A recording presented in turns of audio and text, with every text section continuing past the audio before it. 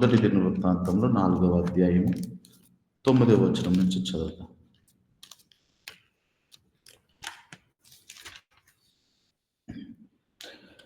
యబ్బేజు తన సహోదరులందరికంటే ఘనము పొందినవాడై ఉండెను. వేదన పడి ఇతని కంటినని అతని తల్లి అతనికి యబ్బేజు అని పేరు పెట్టెను. యబ్బేజు ఇశ్రాయేలీయుల దేవుని గురించి మొరపెట్టి, నీవు నన్ను నిశ్చయముగా ఆశీర్వదించి నా సరిహద్దును విశాలపరచి నీ చెయ్యి నాకు తోడుగా ఉండ దయచేసి నాకు కీడు రాకుండా దానిలో నుండి నన్ను తప్పించుము అని ప్రార్థింపగా దేవుడు అతడు మనవి చేసిన దానిని అతనికి దయచేసింది. ప్రార్థన చేసుకున్నాం. పరిశుద్ధుడా, మహోన్నతుడా, నీకు వందనాలు, స్తోత్రాలు ప్రభువా. ఈ ఉదయకాల సమయంలో ప్రభువా, నువ్వు మాట్లాడుతున్న మాట నాయన ప్రభువా, ఆ మాట ద్వారా మమ్మల్ని ఓదార్చండి, ధైర్యపరచండి, సరిచేయండి, గద్దించండి, ఆశీర్వాదములకు వారసులుగా మమ్మల్ని మార్చండి ప్రభువా. ఇదిగో నాయనా, నీ దాసుడు ఇంతవరకు చక్కగా నడిపించి ఉన్నాడు. నీ దాసుని బట్టి అయా తనకి ఇచ్చిన పరిచయను బట్టి మీకు వందనాలు ప్రభువా. కొద్ది సమయం నాయన ప్రభువా, నీ వాక్యపు వెలుగులో నాతో మాతో మాట్లాడి ముందుకు తీసుకెళ్ళమని యేసుక్రీస్తు వారి నామంలో ప్రార్థించి వేడుకుంటున్నాం తండ్రి, ఆమేన్. మంచిది. ఈ ఉదయకాల సమయంలో ప్రభు మనతో మాట్లాడుతున్నటువంటి మాట, ఆ బైబిల్ గ్రంథంలో అనేక మంది ప్రార్థన చేసి ఉన్నారు. అయితే ఒక తల్లి తన యొక్క కుమారుని కంటున్నప్పుడు తనకంటే ముందు గొప్పవారిని కనింది. అయితే ఇంకొక కుమారుణ్ణి ఆ తల్లి ప్రసవిస్తున్నప్పుడు ఎంతో వేదనని, ఎంతో బాధన పడి ఆ బిడ్డని కనిందంట.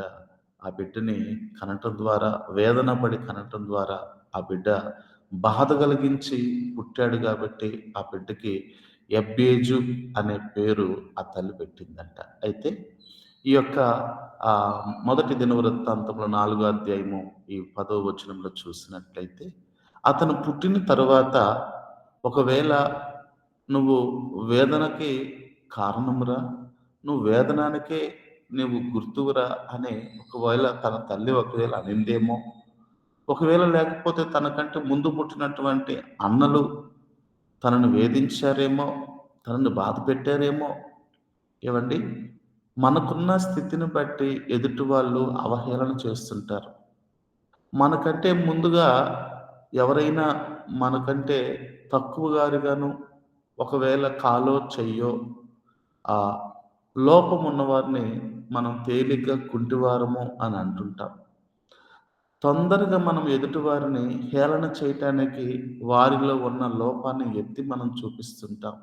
అయితే ప్రభు అంటాడు, ప్రభు శిష్యులు ఒకసారి యేసుక్రీస్తు వారితో అంటారు, అయ్యా, ఈ కృంటివాడు ఇలాగ పుట్టడానికి, ఈ గుడ్డివాడు ఇలాగ పుట్టడానికి వాళ్ళ తల్లిదండ్రులు తప్పు చేసి ఉన్నారా, లేదా వాడే తప్పు చేసి ఉన్నాడా అని యేసుక్రీస్తు వారిని తన శిష్యులు అడిగినప్పుడు యేసుక్రీస్తు వారు అంటారు, వాడు అలాగ పుట్టడానికి కారణం ఏమిటంటే దేవుణ్ణి మహిమపరచడానికి దేవుడు వారిని అలాగ పుట్టించాడు.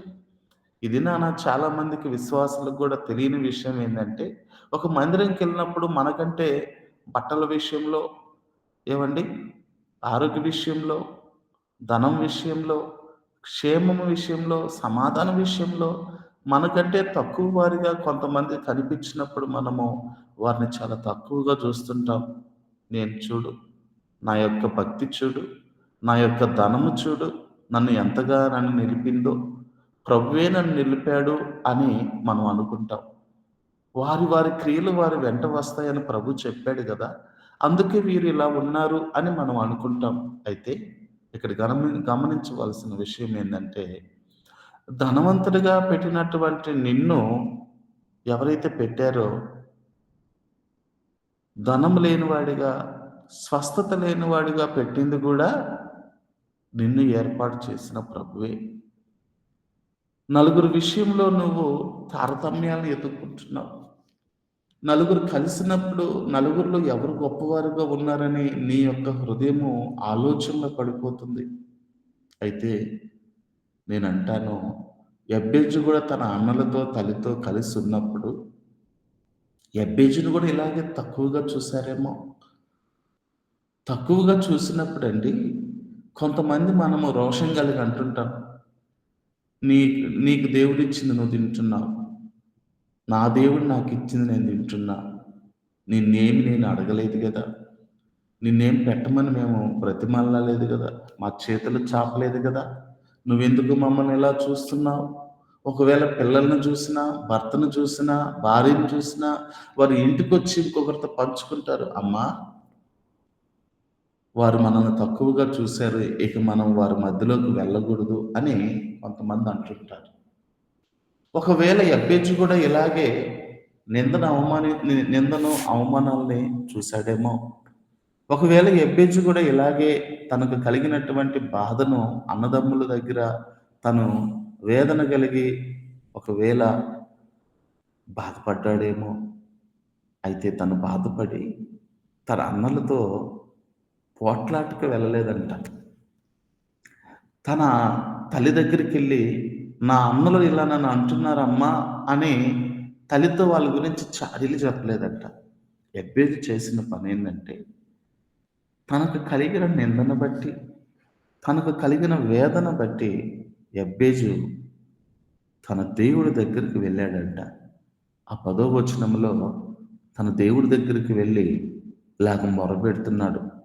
ఇశ్రాయేలీయుల దేవుని గూర్చి మొరపెట్టి ఆయన అంటాడు, "నీవు నన్ను నిశ్చయముగా ఆశీర్వదించు." ఒక 4 ప్రార్థనలు యెబ్బేజు దేవుడి దగ్గర మొరపెట్టున్నాడంట. దేవుడికి స్తోత్రం కలుగును గాక. ఎన్ని ప్రార్థనలు? 4 ప్రార్థనలు మొరపెట్టాడు.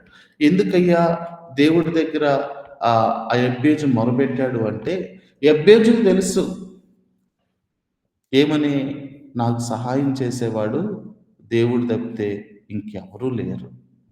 నాకు సహాయం చేయువాడు ఇశ్రాయేలీయుల దేవుడు తప్పితే ఎవరు లేరు. నా అన్నలు నన్ను సహాయం చేయరు. నన్ను గన్న తల్లి నా అన్నల కంటే నన్ను హెచ్చింపలేదు. నన్ను హెచ్చింపువాడు, నన్ను బలపరచువాడు, నన్ను స్థిరపరచువాడు, నా పరిస్థితులన్నిటినీ మార్చువాడు ఒకడున్నాడు. ఆయనే నజరేయుడైన యేసుక్రీస్తు వారిని నమ్మి యెబ్బేజు తనను పుట్టించినటువంటి ఇశ్రాయేలీయులను ఈ లోకములో మొదటి కుమారుడిగా ఎంచుకొని నడిపిస్తున్నటువంటి యెహోవా దేవుడు ఉన్నాడని ఎరిగి ఆ యొక్క యెబ్బేజు తన అన్నదమ్ముల దగ్గరికి వెళ్ళలేదు, తల్లి దగ్గరికి వెళ్ళలేదు, కానీ తన దేవుడి దగ్గరికి వెళ్ళి ఇలా మొరపెడుతున్నాడు. ఏమనంటే, నన్ను నిశ్చయముగా ఆశీర్వదించయ్యా. రెండోదిగా నా సరిహద్దులను విశాలపరచు. మూడోదిగా నీ చెయ్యి నాకు తోడుగా దయచేయ్యా. నాలుగోదిగా నాకు ఏ కీడు రాకుండా దానిలో నుండి నన్ను తప్పించమని దేవుడికి మనవి చేశాడంట. మనవి చేసినవన్నీ కూడా పొందుకొని వచ్చాడంట. దేవుడికి స్తోత్రం కలుగును గాక. యెబ్బేజుకు తెలుసండి, వేదన పుత్రుడే, శ్రమలో ఉన్నవాడే, వేదనలో ఉన్నవాడే.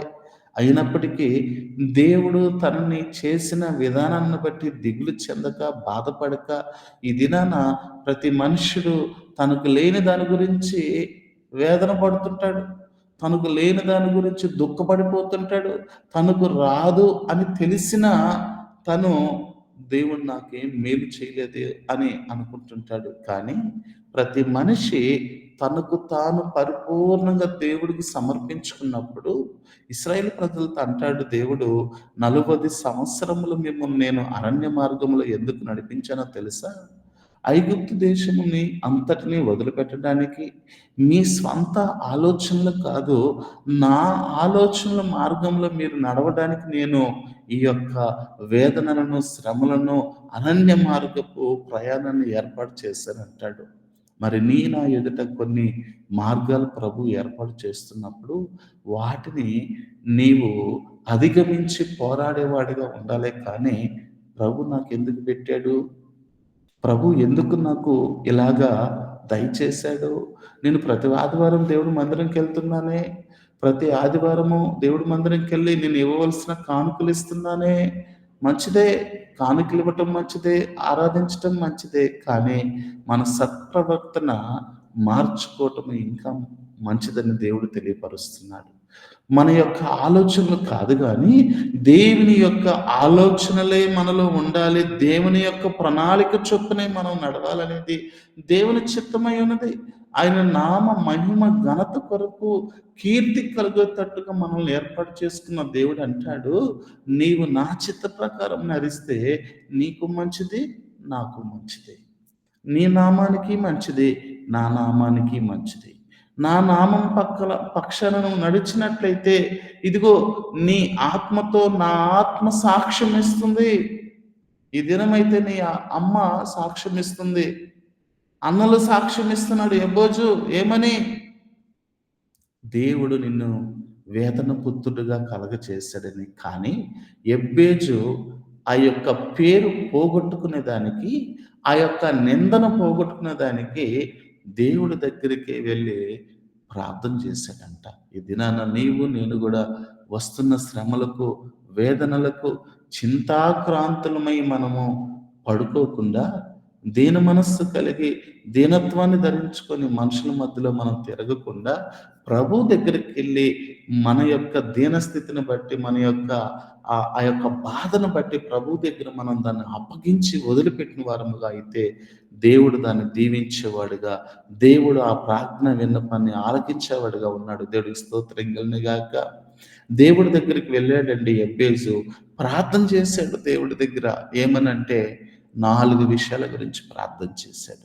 అయితే ఈ 4 విషయాల గురించి కొద్ది సమయం మనము ధ్యానించుకొని మనం ముందుకెళ్దాము. పుట్టుక సమయంలో ఇతడు తన తల్లికి బాధ కలిగించాడు నిజమే. అయితే తన జీవిత కాలంలో దేవునికి ఆనందం కలిగించాడంట. దేన్ని బట్టో తెలుసా? తనకొచ్చిన నిందను బట్టి, తనకొచ్చిన వేదన బట్టి దేవుడే నా యొక్క పరిస్థితిని మార్చగలడు. దేవుడే నా యొక్క స్థితిని మార్చగలడు. దేవుడికి సాధ్యం కానిది ఏదీ లేదని అతడు ఒక 4 విషయాల గురించి దేవుడి దగ్గర వెళ్ళి అడిగి పొందుకునే దానికి వెళ్ళాడు. అతడు అడిగినవి దేవుడికి ఆనందం కలిగించాయి. అతడు తన సహోదరులందరికంటే నా ప్రభువు ఘనుడుగా దేవుడు చేసి ఉన్నాడు. దేవుడికి స్తోత్రం కలుగును గాక. ఈ యొక్క ఉదయకాల సమయంలో నీవు కూడా ప్రభు దగ్గరికి వచ్చి నీకు కలిగిన నిందను బట్టి, అవమానాన్ని బట్టి, వేదన బట్టి నువ్వు ఎవరికో ఫోన్లు చేసుకొని వాళ్ళకి చెప్పుకుంటే అవి వారు వింటారు, తర్వాత మర్చిపోతారు. కానీ నువ్వు ఉదయకాలమే ప్రభు దగ్గరికి వచ్చి ఎబ్బేజు వలె నువ్వు కూడా మొరబెట్టుకున్నట్లయితే నీ మొరని నా ప్రభు ఆలకించి వాటికి సమాధానం ఇచ్చేవాడిగా ఆయన నీ దగ్గర రెడీగా ఉన్నాడు. నా ప్రభు దేవుడికి స్తోత్రం కలుగును గాక. మొట్టమొదటిగా ఎబ్బేజు చేసిన ప్రార్థనలో మొట్టమొదటిగా ప్రభువుని అడుగుతాడు, అయ్యా నీవు నన్ను నిశ్చయముగా ఆశీర్వదించయ్యా అని ప్రభు దగ్గర అడుగుతాడు. పరిశుద్ధ గ్రంథములో ఆదికాండం 32వ అధ్యాయము 21వ వచనం మనం చూసినట్లయితే, ఆదికాండము 32వ అధ్యాయము 21వ వచనము, ఇక్కడ ఒక భక్తుడు తనకి మంచి భార్యను దేవుడిచ్చాడు, మంచి పిల్లల్ని ఇచ్చాడు, మంచి ఆస్తినిచ్చాడు, అన్నీ ఇచ్చాడు. కానీ తను వస్తున్నటువంటి మార్గంలో ఒకప్పుడు తన అన్నని మోసం చేసి జ్యేష్ఠత్వాన్ని పొందుకునే దానికి, ఎందుకయ్యా జ్యేష్ఠత్వం పొందుకునే దానికి మోసం చేశాడంటే, మొదటి దినవృత్తాంతముల గ్రంథములో ఉంటుంది.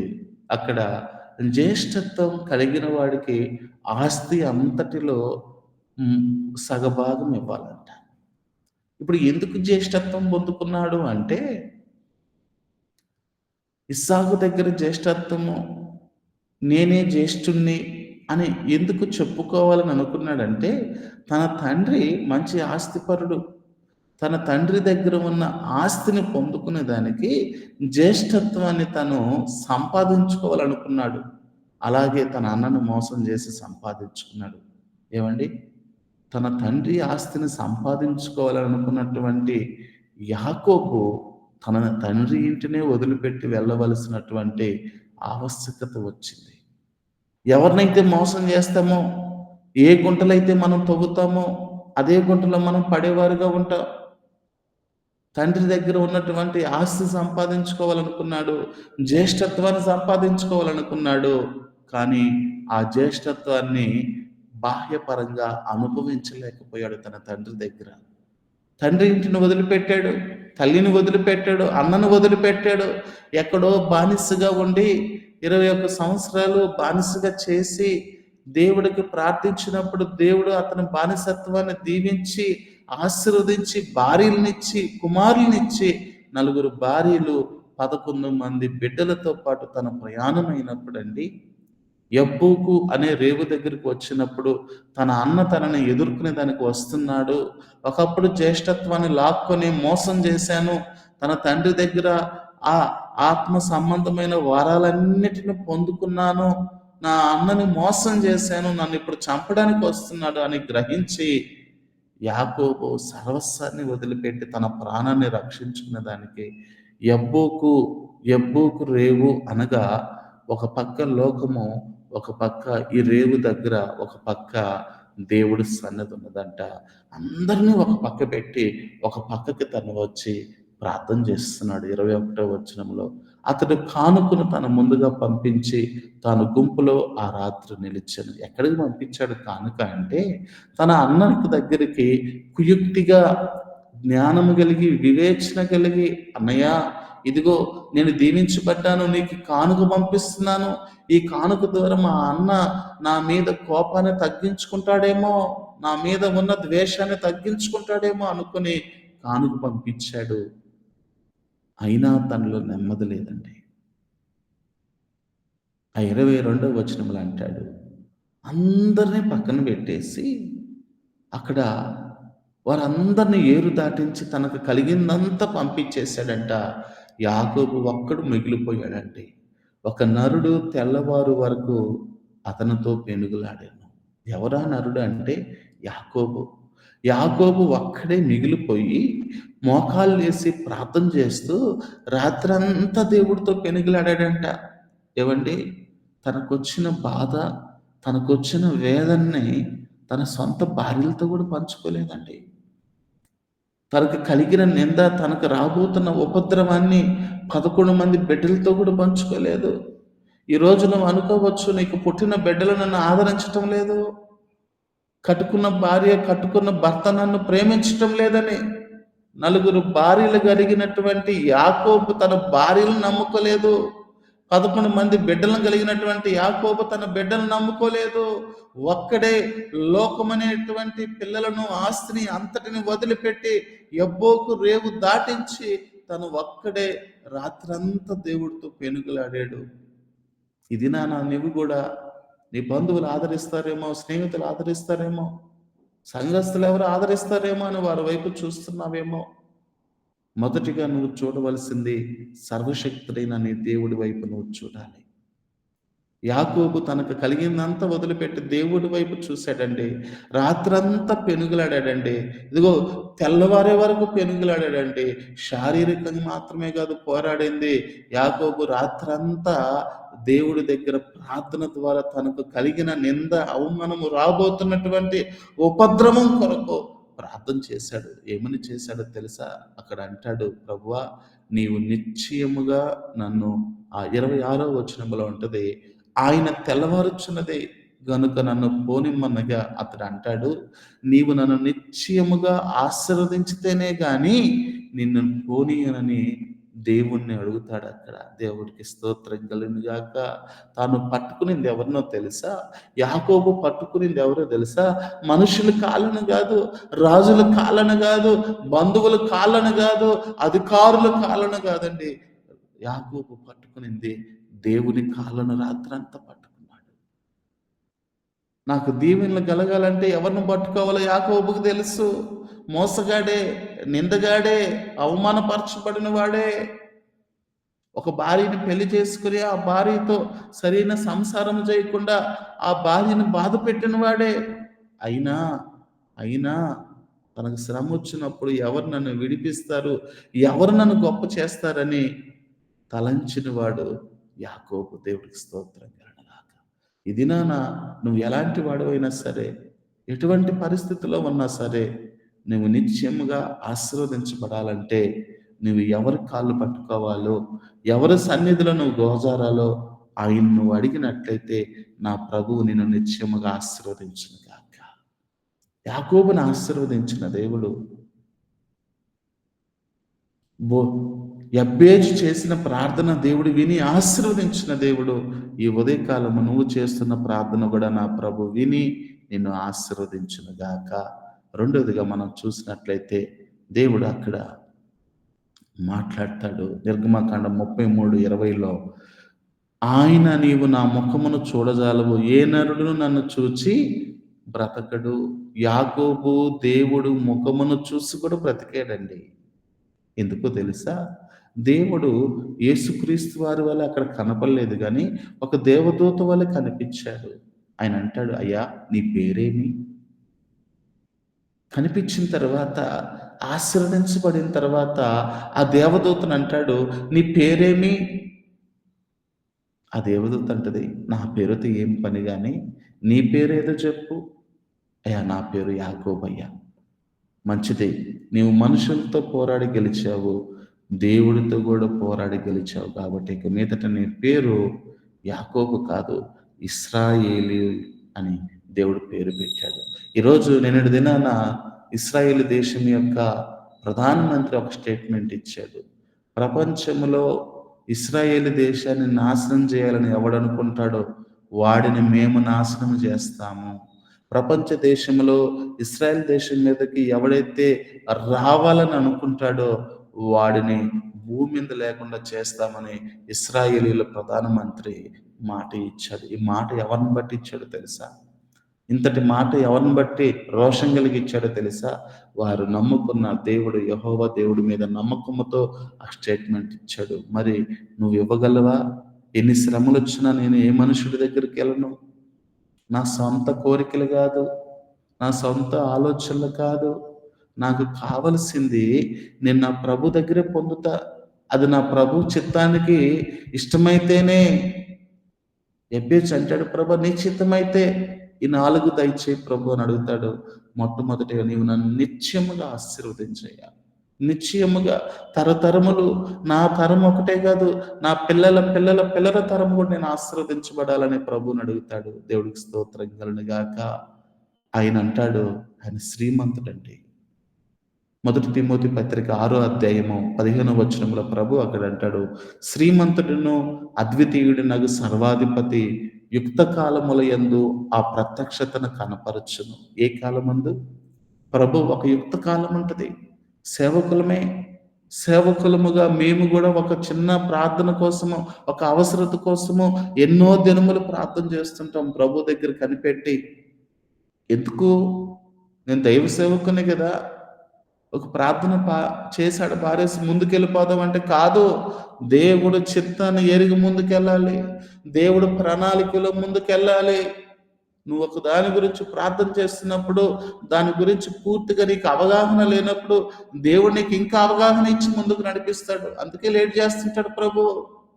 లేట్ చేశాడంటే అది నీకు గొప్ప కార్యం జరగడానికే. ఎదురు చూసే కృపను పొందుకోవాలి. ఎదురు చూసేటువంటి నిరీక్షణను కలిగి ఉండాలి. ఇది నాన్న క్రైస్తవుడు అంటేనే నిరీక్షణ కలిగినటువంటి వాడు.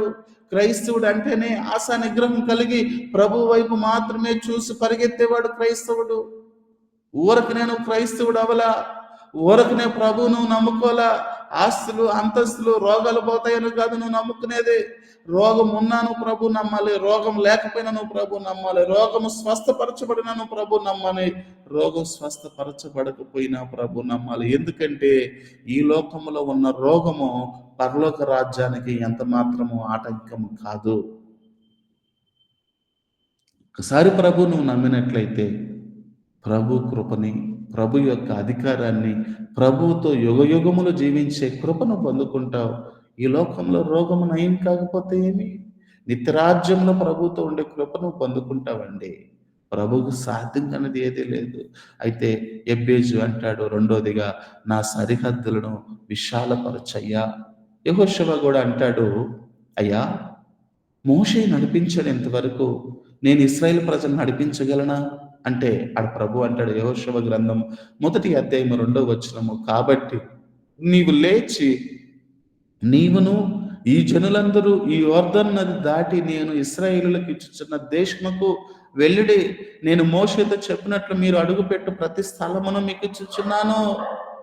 మోషే ప్రార్థన చేస్తున్నాడు, యెహోషువ ప్రార్థన చేస్తున్నాడు, ప్రభువా మోషే నాయకుడు ఇంతవరకు నడిపించాడు, నువ్వు ఆయనతో ఉన్నావు, మరి నాతో ఎవరున్నారు? నువ్వు అనుకోవచ్చు పాస్టర్ గారు ప్రార్థన చేస్తేనే వింటాడేమో అని. కాదండి, నీవు ప్రార్థన చేసినా నా ప్రభు వింటాడు. ఎవరైతే యేసుక్రీస్తు వారి నామములో ప్రార్థన చేస్తారో వారికి నా ప్రభు తోడుగా ఉంటాడు. మోషేతో యెహోషువతో అంటాడు యెహోవా దేవుడు, యెహోషువ మోషేకు తోడుగా ఉన్నట్టు నీకు నేను తోడుగా ఉంటా, భయపడకు, జడియకు, దివారాత్రములు నా యొక్క పరిశుద్ధ గ్రంథాలను ధ్యానించినట్లయితే మోషే చేత ఎర్ర సముద్రాన్ని చీల్చిన దేవుణ్ణి నీ చేత యోర్దాన్ నది కూడా చీల్పింప చేసి ఇశ్రాయేలు ప్రజల్లో మోషేకున్న పేరు నీకు కూడా నేను దయచేస్తా అన్నాడండి. మోషే చూడలేని స్థలాన్ని యెహోషువ ద్వారా ఇశ్రాయేలు ప్రజలకు నా ప్రభు చూపించి ఉన్నాడు. దేవుడికి స్తోత్రం కలుగును గాక. మోషే ద్వారా చూపించలేదు అంటే మోషే తక్కువవాడని కాదండి. మోషే వంటి సాత్వికుడు, గొప్ప నాయకుడి భూ ప్రపంచంలో ఎక్కడ లేడు. 30 లక్షల మంది జనాభాని నడిపించాడు, వాటర్ ఇప్పించాడు, ఆహారం పెట్టాడు, వాడు బట్టలు చినిగిపోలేదు. ఆ తర్వాత వచ్చిన నాయకుడు కూడా మోషే కంటే గొప్ప నాయకుడిగా తయారయ్యాడు. దేవుని కృపను బట్టి నీ ఇంటిలో కూడా నీ తర్వాత నీకంటే గొప్ప విశ్వాసులు తయారవ్వాలంటే నువ్వు చేస్తున్నటువంటి ప్రార్థన నీ బిడ్డలు వినాలి. నీ నీ నీ పక్షాన దేవుడు చేస్తున్న కార్యములు నీ బిడ్డలు చూడాలి. మోషే తట్టు చేసినటువంటి కార్యములు యెహోషువ చూసి యెహోషువ ఎంతటి ప్రార్థన చేశాడో తెలుసా? యెహోషువ గ్రంథం 10వ అధ్యాయంలో ఉంటది. సూర్యుడా నువ్వు గిబియోన్లో ఆగిపోయా, చంద్రుడా నువ్వు అయ్యాలోయలో ఆగిపో. ఇశ్రాయేలీయులు అందరూ వినేటట్టు ప్రార్థన చేశాడండి. ఒక మనుషుడు చేసిన ప్రార్థన దేవుడు ఆలకించి సూర్యుడిని ఎక్కడ ఆగిపోమంటే అక్కడ ఆగిపోయాడు, చంద్రుని ఎక్కడ ఆగిపోమంటే అక్కడ ఆగిపోయాడండి. భూమి మీద అంత గొప్ప ప్రార్థన, అంత గొప్ప విశ్వాసం ఇంకెవరికన్నా ఉందా అంటే ఎవ్వడికీ లేదండి. ఎలా వచ్చిందయ్యా ఇంత విశ్వాసం అంటే తన ముందున్న నాయకుడు చేసిన ప్రార్థన చూసి నేర్చుకున్నాడు. ఈ దినం నీ ఇంట్లో కూడా నీ బిడ్డలు కూడా అడగాలి, ప్రభువా నా తల్లిని దీవించినట్టుగా, నా తండ్రిని దీవించినట్టుగా, నా సేవకుని దీవించినట్టుగా నన్ను కూడా దీవించయ్యా అని నిన్ను చూసి వారు ధైర్యం తెచ్చుకోవాలి. నిన్ను చూసి వారి సరిహద్దులు కూడా విషయాలు పరచుకోవాలి. ద్వితీయోపదేశకాండం 11:24లో చూసినట్లయితే మీరు అడుగుపెట్టు ప్రతి స్థలం మీద అగును, అరణ్యము మొదలుకొని లెబానోను వరకు, యూఫ్రటీస్ నది మొదలుకొని పడమటి సముద్రం వరకు మీ సరిహద్దు వ్యాపించును. ఏ మనుష్యుడు మీ ఎదుట నిలబడో తాను మీతో చెప్పినట్లు మీ దేవుడైన యెహోవా మీరు అడుగుపెట్టు దేశమంతటిని మీ మీద మీ మీ ఎదురు మీ భయము పుట్టిస్తాడంట. దేవుడికి స్తోత్రం కలుగును గాక. నువ్వు అడుగుపెట్టే ప్రతి స్థలాన్ని నీకు ఇస్తాను. యెహోషువ లేచి నడువు, నువ్వెందుకు భయపడుతున్నావు? నీ పక్షమైన కార్యము చేసేవాడిని నేనే. దేవుడే వారికి ఆదేశాన్ని ఇచ్చాడు. ఏమండి, ఆక్రమించుకునే వారుగాను ఉండాలి. దేవుడు ఆదేశాన్ని ఇచ్చాడు, కానీ ఆక్రమించేవాడుగా నువ్వే ఉండాలి. దేవుని ఎడల కార్యం జరిగించాలని అనుకుంటున్నాడు, దాన్ని పొందుకునేవాడిగా నువ్వు ఉండాలి. అది కేవలం ప్రార్థన ద్వారా మాత్రమే పొందుకోగలవు. అది కేవలం విశ్వాసము నీ క్రియల ద్వారా మాత్రమే పొందుకోగలవు. ఏమండి, ఎడారి దేశంగా ఉన్నట్టు దాన్ని ఏమండి దేవుడి దినాన సంపన్న దేశముగా దేవుడు మార్చాడు. దేవుడికి స్తోత్రం కలుగును గాక. మూడోదిగా చూసినట్లయితే నీ చెయ్యి నాకు తోడుగా దయచేయ్యా. ఎబ్బేసి అంటాడు, ప్రభువా నీ చెయ్యి నాకు తోడుగా ఉంటే లోకములో ఏ మనుషుల చేతులు నాకు అవసరం లేదు. లోకంలో అదిగో ఫలానా డాక్టర్ చెయ్యి చాలా మంచిదంట, చాలా మంచి చెయ్యని వెళ్తుంటారు. ఏమండి, పరమ డాక్టర్ చెయ్యి నీ మీద ఉన్నట్లయితే నీ మీద ఏ రోగము పని చేయదు. పరమ డాక్టర్, పరమ వైద్యుడైన యేసయ్య అనే కృప, ఆయన చెయ్యి, ఆయన బాహువు నీకు తోడుగా ఉంటే నా ప్రభు అంటాడు, లోకములో ఏ చెయ్యి నిన్ను బాగుపరిచినా బాగుపరచకపోయినా నా యేసయ్య హస్తము నిన్ను బాగుపరుస్తుంది. దేవుడికి స్తోత్రం కలుగును గాక. ఎజ్రా 7వ అధ్యాయము 28వ వచనము. ఎజ్రా ఒక్కడే ఇశ్రాయేలు పట్టణానికి వచ్చాడండి. ఆయన అంటాడు, ప్రభువా, ఈ మందిరం పని చేయటానికి నేను ఒక్కనే వచ్చాను ప్రభువా. నాకెవరు సహాయము? నాకెవరు లేరే. నువ్వు కూడా ఏదో ప్రాంతం నుంచి ఒక్కడివే వచ్చావు. ఒక్కడివే. నీ కులపు వారు లేరు, నీ మతం వారు లేరు, నీకు సహాయం చేసేవారు లేరని నువ్వు అనుకుంటున్నావేమో. దేవుడు నీతో మాట్లాడుతున్నాడు. ఎజ్రాతో దేవుడు అక్కడ మాట్లాడాడు. ఎజ్రా 7:28 నా దేవుడవైన యెహోవా హస్తము నాకు తోడుగా ఉన్నందున నేను బలపరచబడి నాతో కూడా వచ్చుటకు ఇశ్రాయేలీయుల ప్రధానులను సమకూర్చితిని. దేవుడికి స్తోత్రం కలుగునుగాక. దేవుడు పని చేయటానికి నువ్వు ఒంటరిగా వెళ్ళావేమో కానీ నా ప్రభు నీ కొరకు అధికారులను సమకూర్చి ఉన్నాడు. నేను హైదరాబాద్ పట్టణానికి ఒంటరిగానే వచ్చాను. పరిచర్య చేస్తున్నప్పుడు అది కుంటుపడి ఎదుటి వాళ్ళు శత్రువులు దాని మీద పడి కొట్టినప్పుడు నోరు ఎత్తకుండా కాముగా ఉన్నప్పుడు నేను పరిచర్యకు వచ్చినప్పుడు దేవుడు నాకు ఈ వాగ్దానం ఇచ్చి నన్ను నిలబెట్టాడు. ఈ వాగ్దానం ద్వారా మేము పరిచర్యకు వచ్చాం. ఆయన హస్తం తోడుగా ఉంది. నేను ఒంటరి వాడినే, కానీ అధికారులు నా కొరకు నియమిస్తానని ఈరోజు దేవుడు కొంతమంది సంఘ పెద్దలను, ఒక 200 మంది విశ్వాసులను దేవుడు ఇచ్చాడు. ఒంటరిగానే వచ్చాను, దేవుడు నిలబెట్టి ఉన్నాడు. అయితే ఎజ్రాతో దేవుడు అంటాడు, ఎజ్రా, నువ్వు వెళుతున్న స్థలంలో దేవుడు నేను నీకు తోడుగా ఉంటాను. నా చెయ్యి, నా హస్తము నీకు తోడుగా ఉంటుంది. 118వ కీర్తన 16వ వచనంలో ఒక మాట ఉంటుంది. యెహోవా హస్తము సాహస కార్యములు చేయను. యెహోవా దక్షిణ హస్తము మహోన్నతమైన కార్యములు చేస్తుంది. అందుకే ఎబ్బేజు అంటాడు, ప్రభువా, నీ చెయ్యి, నీ హస్తము తోడుగా నాకుంటే చాలు ప్రభువా అని. కీర్తన గ్రంథం 18:35లో అంటాడు, నీ రక్షణ కేడమును నీవు నాకు అందించి ఉన్నావు. నీ కుడి చెయ్యి నన్ను ఆదుకొనెను. నీ సాత్వికము నన్ను గొప్ప చేసెను. ఆయన కుడి చెయ్యి నీకు తోడుగా ఉంటే చాలండి. మనుషుల చేతులు, మనుషుల యొక్క ఓదార్పు నీకు అవసరం లేదు. కీర్తన 89:21 అంటాడు ప్రభువు, భక్తుడు, నా చెయ్యి ఎడతెగక అతనికి తోడై ఉండును, నా బాహుబలము అతన్ని బలపరచును. ఏవండి, యేసయ్య హస్తము నీకు తోడుగా ఉంటే, ఈ ఉదయకాలము ఆయన హస్తము నీకు తోడుగా నువ్వు చేసుకొని నువ్వు వెళ్ళినట్లయితే నా ప్రభు నిన్ను దీవిస్తాడు. దేవుడికి స్తోత్రం కలుగును గాక. ఒక కుమారుడు తన తల్లితో కలిసి ఆ యొక్క తిరునాళ్ళకి వెళ్ళాడంట. యేసయ్య హస్తములో మన హస్తము ఉంచి మన చెయ్యిని యేసయ్య చేత పట్టుకొని ఇచ్చినట్లయితే మనము పడిపోయినా యేసయ్య పైకి లేపుతాడు.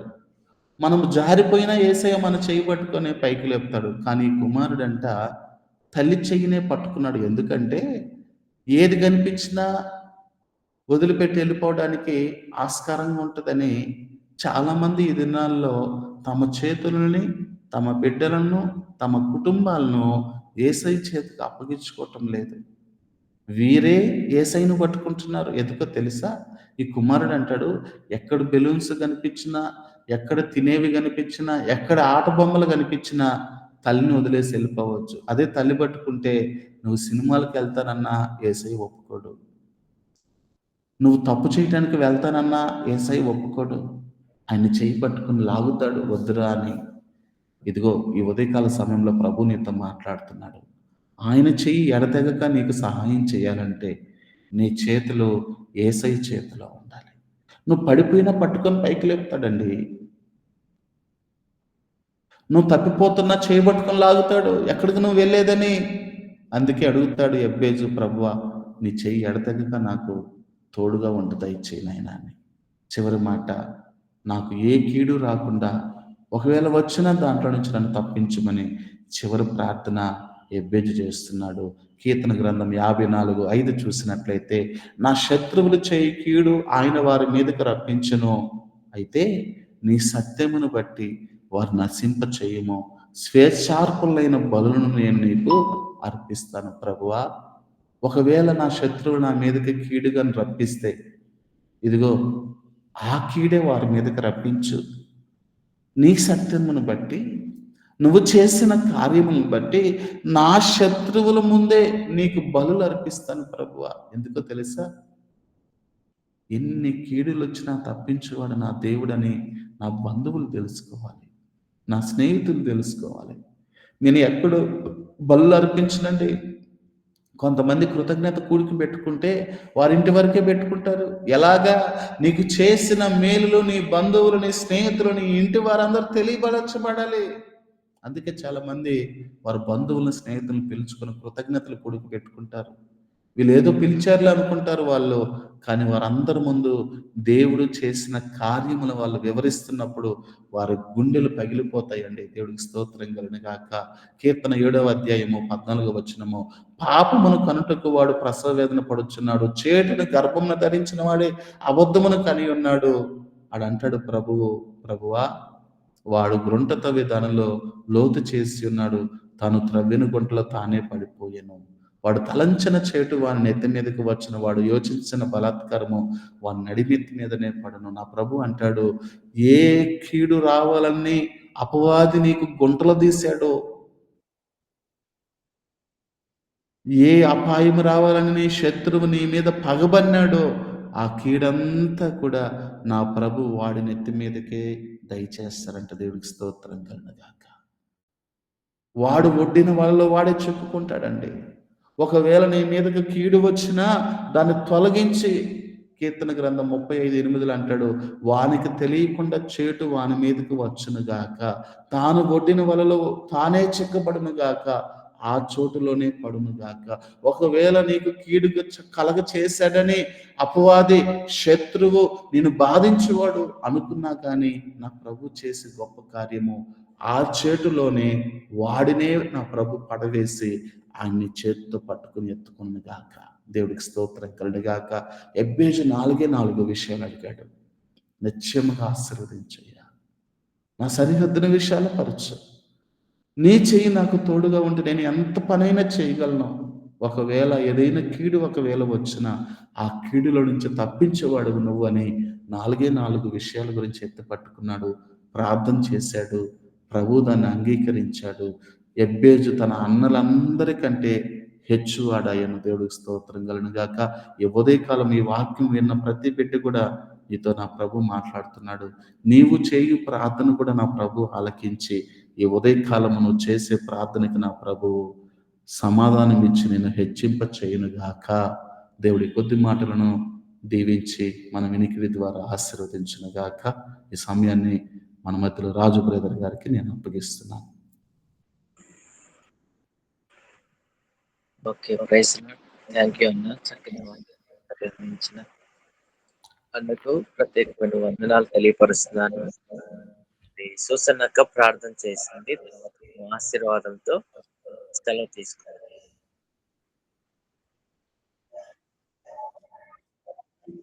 ఇవ్వండి అన్న, ఆశీర్వాదం ఇవ్వండి. మా పరమ తండ్రి అయిన దేవుని యొక్క ప్రేమయు, కుమారుడైన యేసుక్రీస్తు వారి యొక్క కృపయు, ఆయన కనికరము, పరిశుద్ధాత్మ అన్యోన్య సహవాసము, ఆయన సన్నిధి, నిత్య కాపుదల, ఎబ్బేజు చేసినటువంటి ప్రార్థన ప్రభువా నీ బిడ్డలు చేస్తుండగా వారికి ఎవరైతే జూమ్ ఈ యొక్క గూగుల్ మీట్లో పాల్గొందారో పాల్పొందనైన వారికి, పాల్పొందలేకపోయిన వారికి ప్రభా వారి కుటుంబాలకి, సకల కోటి పరిశుద్ధులకు యేసయ్య రెండవ రాకడ పర్యంతరం వరకు సదాకాలము తోడుగా ఉండి నడిపించును గాక. ఆమేన్. క్రీస్తునందు ప్రియమైన సహోదరి సహోదరులందరికీ ప్రభునామ పేరిట వందనాలు తెలియపరుచుకున్నాను. చక్కని ఆరాధన చేసిన గారికి ప్రత్యేకమైన వందనాలు. మంచి వాక్య పరిచర్య అందించిన సేవకులు సామేలన్న గారికి ప్రత్యేకమైన వందనాలు తెలియపరుస్తున్నాను. ఈ ఉదయకాల సమయంలో ఈ గూగుల్ మీట్ లో పార్టిసిపేట్ చేసిన ప్రతి ఒక్కరికి కూడా ప్రభునామ పేరిట వందనాలు. సుసన్నక్క ప్రైజ్ లార్డ్, నా సామేలన్న ప్రైజ్ లార్డ్. ప్రైజ్ లార్డ్ అన్నా. చేసిన సిస్టర్ లార్డ్ ఎస్తేర్